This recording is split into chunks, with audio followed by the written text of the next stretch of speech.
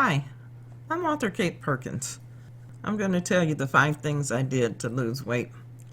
I've been about, at times, up to 116 pounds overweight over the past 25, 30 years. Weight gradually creeped up on me, then sometimes it came really fast, but not always been overweight, but I've been overweight for a very long time. I'm on a 100-pound weight loss journey, actually a little over 100 pounds, and I've lost 46 pounds so far.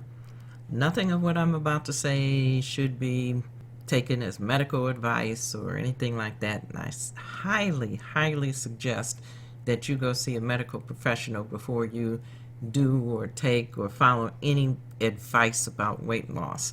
What worked for me may not necessarily work for everybody, but this is how I'm losing weight.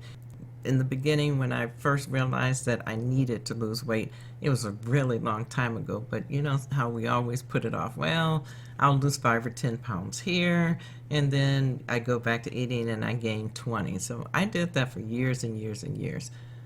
In December of 2020, my birthday, a significant birthday, came up for me, and I decided enough is enough. I don't want to be this heavy. There are people in my life that have never seen me at my normal weight. I needed to do something about this. My health was suffering. I developed a genetic disease that didn't help matters either, so I needed to do something.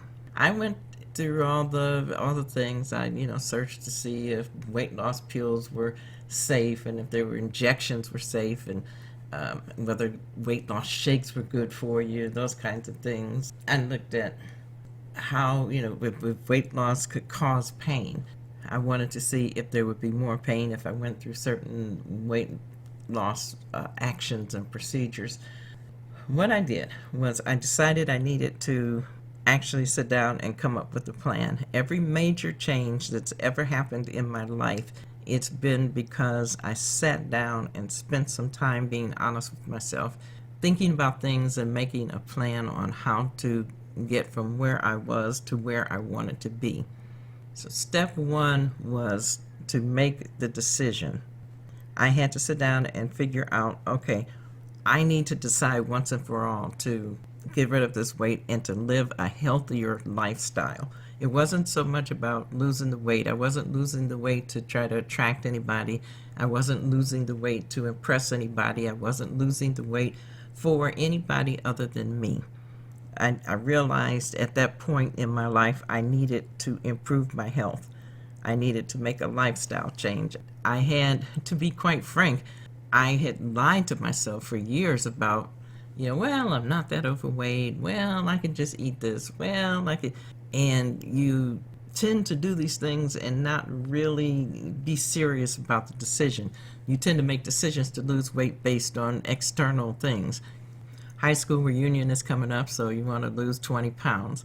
Some event is coming up, so you need to get into a dress or get into an outfit or look good in your tux or whatever your excuse is. And you may knock off the 10, 20 pounds for the time being, but you end up gaining it back and gaining more back until you make the decision to make a lifestyle change for the betterment of yourself. You'll just keep going back and forth, or at least I did. I'll just keep going back and forth, and I'll just keep yo-yo dieting, and I'll just keep losing weight and gaining weight and losing weight and gaining weight, which can't be good for your system. So that was step one, make the decision. Step two, after I made the decision, and let me tell you now at this point, none of these things happened quickly.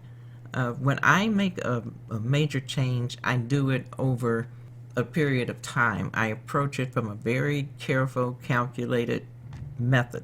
I don't just all of a sudden decide, okay, I'm going to lose 100 pounds and, snap my fingers and I'm going to start tomorrow. Those kinds of things never work for me. I need to sit down. I need to think about it. I need to make sure I feel good about the decision that I'm making. And it seems odd that I would come from that perspective, since most of my life, or most of my work life, I was an air traffic controller. So you had to make snap, quick decisions in moving situations and things like that in a dynamic situation that was constantly changing. So I was used to professionally making snap decisions, but when it comes to my life and things that happen in my life, I realized that snap decisions were not exactly the best thing for me. So I need to sit down and actually come up with serious decisions and steps and plans. So this led me into step two, and step two was I made the decision in step one, and the decision was to make a lifestyle change. Step two is I needed to figure out how. What is it that I need to change? I know I want to lose weight, but I know that I'm living a very unhealthy lifestyle at that point. This was in the end of 2020. So at step two, I decided I needed to know what my starting point was. I know where I wanted to be, but I need to know where I am now at that point. So there were certain actions that I took. I knew the things that I needed to work on most in my life was my eating habits, because I sat and ate potato chips and ice cream for the first 9 months of the lockdown. I know I needed to move more, because I inherently, you know when you're not moving, you know when you're sitting all day or laying down all day. My body ached because I was so overweight, and because of the genetic condition, it didn't help it at all.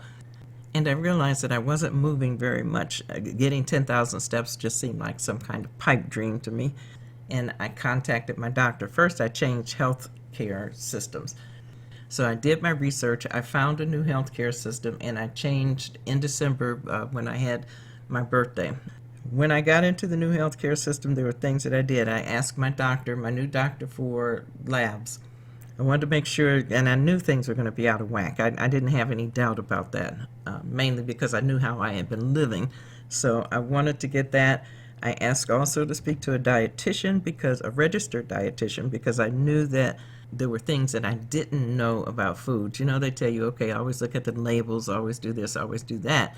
And you can look at this label, but if you don't actually know how that label applies to you, then you're just looking at the label going, oh, okay, it has X amount of carbs, X amount of protein, X amount of sugar, X amount of added sugar, or X amount of fat, but you don't know what that means for you, what that means for your particular body. So I needed to talk to a registered dietitian to find out what to do about my particular body and this information and alternatives, because I knew what my triggers were. I knew chocolate was a trigger for me, which even though it gave me migraine headaches, I still ate chocolate.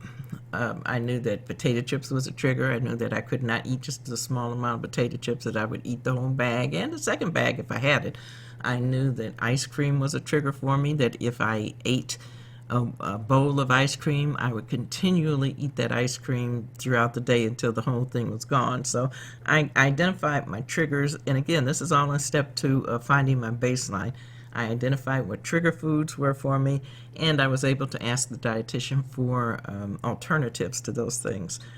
Through my health insurance, you could get a one of those devices that you wear on your wrist that count your steps and checks your sleep and your heart rate and things like that. And it also hooked up through my health insurance to my doctor's office, so they could see when I'm moving. And I needed to find, because I knew I wasn't moving very much, so I needed to find out exactly how much was I moving then. So that was step two, getting the starting point and the baseline.